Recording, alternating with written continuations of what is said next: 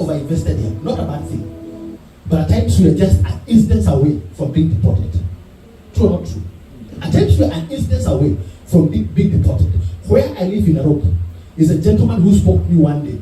I see him looking a bit depressed. I told that he once worked in California. I did not know what happened. But the way he was one day, out there making a call, he was picked by some police, and within a few days he was back to Kenya. All that he had invested here, he left it here. When he went back to the other side, he became a laughing stock. He had no investments there. Everything was based here. So I want to tell you, ladies and gentlemen, it is important that as you make your money here, because you will, this country has got a lot of opportunities. One of the biggest strengths that you have is your currency. That 130 shillings equivalent is converted to $1.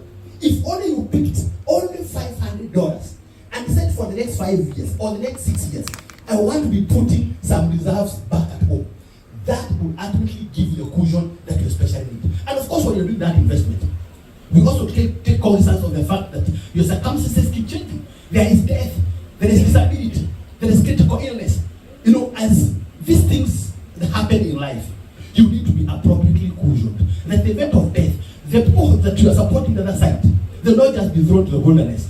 They will come in and benefit from outside life that will actually be able to take care of them going forward. In the event of their disability, that when you continue going through the treatment here or even at home, you'll be receiving some benefit from outside life to give you the cushion that you need. Yes, you could be having some additional benefits here. There's nothing wrong with having extra cash coming away. In the event of critical illness, I know this, for example, cancer has become a monster. No, we are just an illness away from being bankrupt.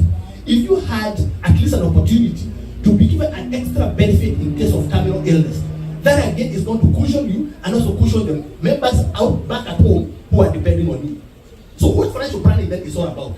It's about thinking intentionally about how you make your and spend your money today. Don't just make the money. Invest it as well.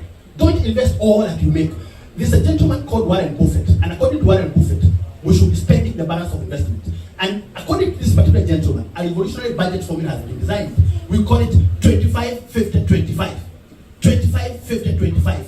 That the first 25% of your regular income is supposed to be directed to savings and investment. Let me repeat that. According to a gentleman called Warren Buffett, and who is one of the wealthiest on earth, the first 25% of your regular income is supposed to be directed to savings and investment. 50% is supposed to be directed into building your medium-term investment cushion. And then 25% is supposed to be for your lifestyle. In the lifestyle, you have a relationship with God. You have to tithe. You have offerings. It comes at lifestyle because some people are Christians, others are Muslims. So it is classified as a lifestyle. So in the 25% comes out the 10% that you have to do the tithing. And then that also maintains, the balance maintains your lifestyle. For example, the money that you take to your hair, you want to upgrade your car, you want to upgrade your lifestyle, whatever you want to do. We have to be very, very systematic in the way we build our money, the way we invest this money. Because a lot of people have been so hostile with their money that, unfortunately, every time money sees you, it runs away. There are people who money is avoiding. There are people who money is avoiding. Have you built a good relationship? You build a good relationship with money when you invest, not when you spend. And that's why they keep saying that the rich continue getting richer.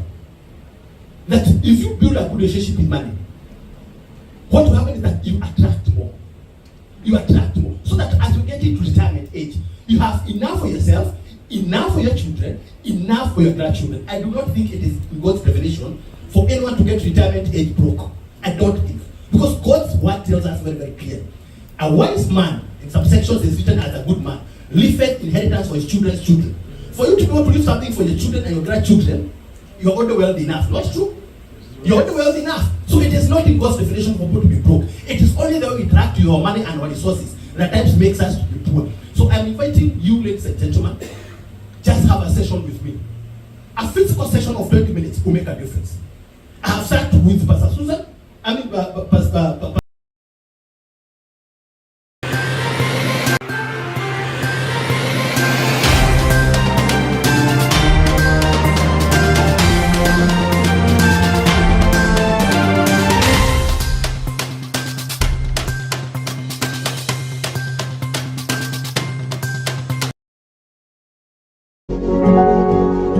You are watching Pacific Waves Television, USA, a place of nourishment.